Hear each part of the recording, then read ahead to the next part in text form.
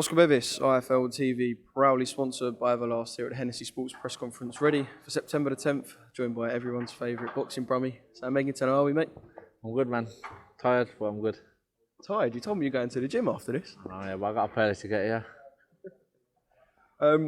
Let's jump straight in to last time out. So obviously that was the last time I saw you. Great night, great win. Just seemed pretty much like the icing on the cake, the belt, because there were fans in.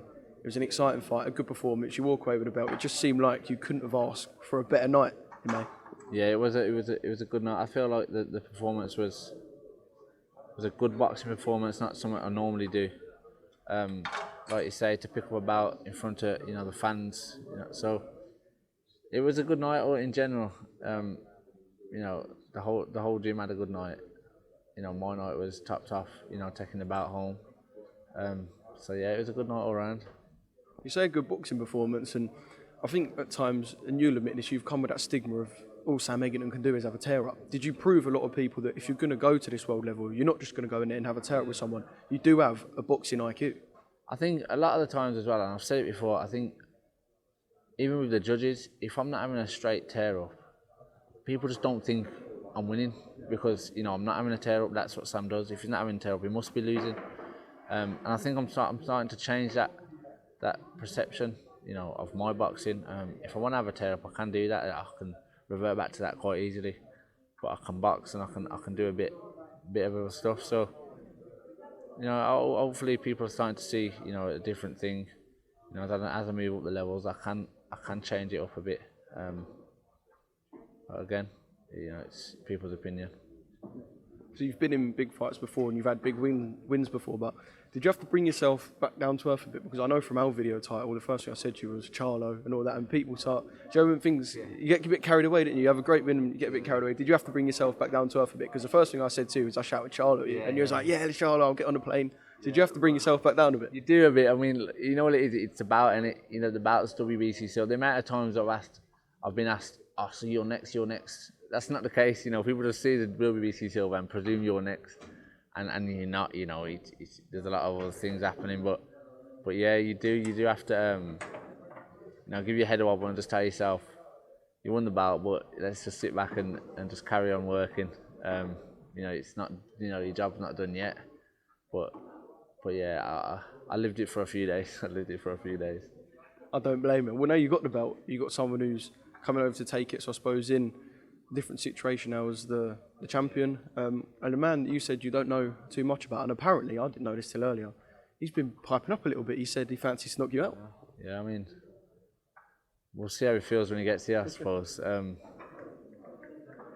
He might believe that, but I don't see it personally, So, but I'm bound to say that again. So, there's only one way to find out, innit? So, we've got to wait for the night, see how he feels when he gets here. I know he's asked for a wing walk of 10 people. So he's bringing a little entourage, Mayweather style. Yeah. But I don't know, maybe. I don't think his 10 will do any damage to the fans that want to have there. Considering everyone else from the gym's on as well, it's going to be loud. So we'll see. We'll see how he gets by when he gets here. I suppose there's always risk as well with someone who comes with an unbeaten record because, okay, he could have beaten 20 tomato cans, but the likelihood is in them 20 wins, there's going to be a couple of good wins and he's beaten some good lads. So there's always risk with someone who comes over with an unbeaten record, I guess. Yeah, without a doubt. Like I say, I never take anyone for granted anyway. I've said to a few people, if I'm on top of the bill or if I'm at the bottom of the bill, my camp don't change. We do the same amount, of sparring, bagging bars. All the hard work don't change. We don't try and cut corners. I'm always building for the next one anyway. So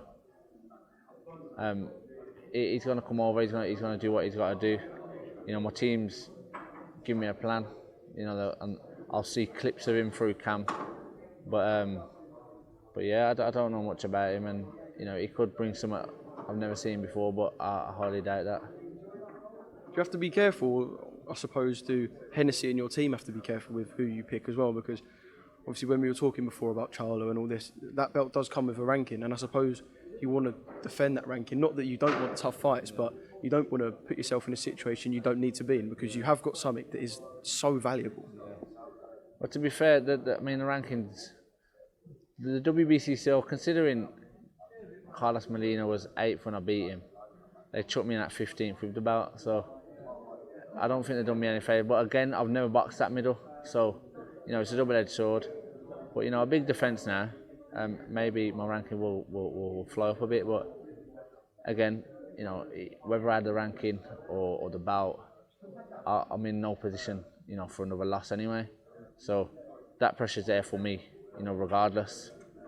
So the belt and the ranking don't change that at all. I'm in no position to gain another loss. So whether I'd have had the belt or not, wouldn't have mattered. Just want to quickly talk about some of the other boys in the division before I let you go. Because like I said, you do have to go to the gym and put some of the work in ready for September the 10th. Massive 154-pound card in Liverpool. Obviously fighting up at middle now, but you did say, willing to fight at 154 if there's an opportunity. Just quickly about two of your former foes, Ted Cheeseman, Troy Williamson, absolute cracker. Your thoughts? Do you know what? I don't know much about him, but I've never watched Troy Williamson box. But I know he's a big unit for 154, and I know he's very capable. I'm pretty sure he was on the squad at some point. And I know a lot about Ted Cheeseman. That goes without doubt. But I know too much about Ted, probably. Yeah, from what I know, it should be a very competitive fight. Do I know who'll win? Probably not. I don't know. Like I said, I've never watched Troy box, but I know he's very capable and very big. So it'll be a good fight. But I couldn't tell you who'd win now. Just a quick crossroads one. Liam Smith and Anthony Fowler, obviously been in with Liam as well. Came as a bit of a shock, really. I know they were looking to announce it after Fowler's fight, and they said they had something in the works, but I weren't really expecting Liam Smith. But yeah, I think it's a good fight. I think it's a step too far for Fowler. I think it is. I've never saw, as mad as it sounds, Liam Smith on the other end of a fight really wanting to get stuck in. And it seems it for this one for some reason. I don't know if they've got history or what, but Liam seems to be really into camp and really wanting to do a job. So I'm just taking it as the Liverpool thing, I guess, the city rivalry, I guess. Yeah, like you say, the same city, so it's bragging rights in it. But yeah, I think it'd be a good fight. I mean, Fowler's no chum. He's going to give everyone a decent fight, without a doubt. But I do think Liam Smith's a step too far. I don't know how he'll win, but I do think Liam Smith will win. Just coming back to yourself, all ready for September the 10th, and are you a step too far for your man? I don't know, so, but I'm gonna hope so. Yeah, I hope so. I think so. I mean, he's had 15 fights and he's won them all and he's knocked a few out. But from what I know, he's fought no one even, at English, total level, British total level. And I've been up and down, the world scene for a while. I just don't think, he's fought anyone of my calibre. And I think I'll show that. I generally do.